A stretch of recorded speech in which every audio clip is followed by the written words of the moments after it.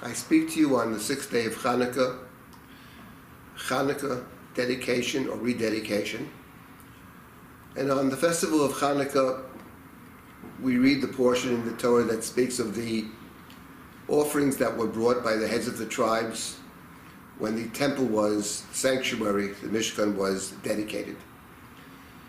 And after the description in the 7th chapter of the book of Bamidbar, longest chapter of the Torah, a description of the offering brought by each tribal leader, the Torah then says that God spoke to Moshe and said, "Speak to Aaron, daber el Aaron, and tell Aaron, ba'alotcha taneirot, emu pnei hamenorah ya'iru shivat taneirot." Moshe is told to tell his brother Aaron to light the menorah, the temple candelabra. The Medrash comments that when Aaron saw the ornate gifts brought by the heads of the tribes, each one came with a wagon, and he felt very unimportant. And God consoled Aaron and said, "Your commandment is greater. You light and clean the menorah."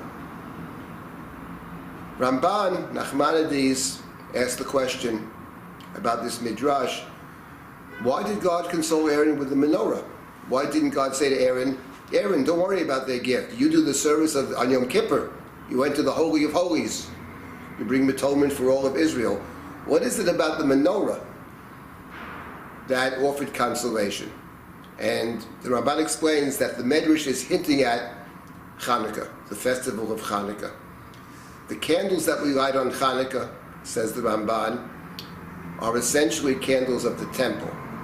The message is, whether there's a physical temple or no physical temple,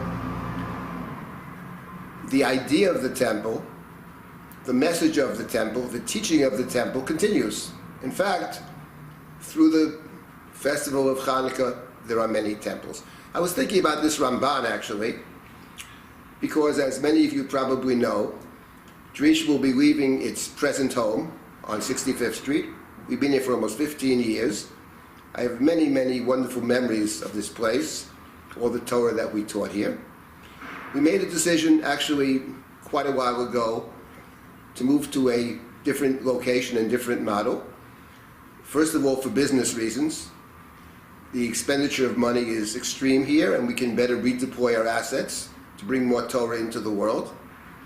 And of course, that's not just a business decision, that's an educational decision. In 2017, we had a wonderful year. We had our summer high school, Dr. Beth Samuel summer high school program. We had 35 high school girls from around the world, 13 from Israel, who went for a month here with a wonderful staff headed by Shira Hecht-Kohler. We had our kollels, 2 months of learning, over 80 participants in a dynamic program. And we intend to, of course, not just continue, but to build and to grow. This summer we will be in the Bronfman Center.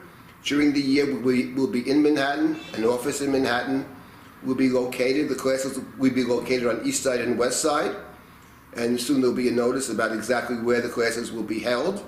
We're not cutting back on any programs, quite the opposite.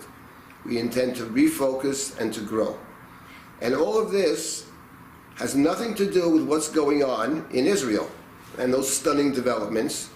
We have spent thousands of hours working already for the past 6 years when we started in Israel to put together a team of people that can bring new initiatives, a new kind of Torah to the land of Israel, to the people of Israel. We intend to start a yeshiva in Israel next year, whose participants will be women, Yeshivat Risha, under the leadership of Rabbanit Chana Dreyfus.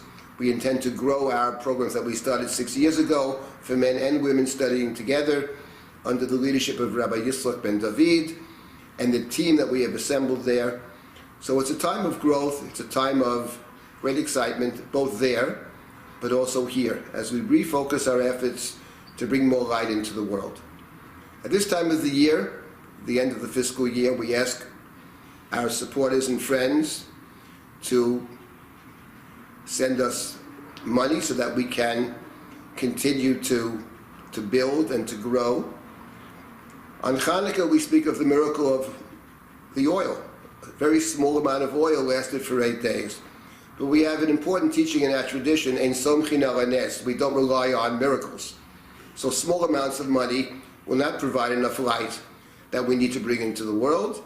We need sufficient resources to enable us to grow, to refocus, grow, and redeploy, to bring the divine light, the light of the temple, into every home, into every place. Happy Hanukkah, and thank you for your support.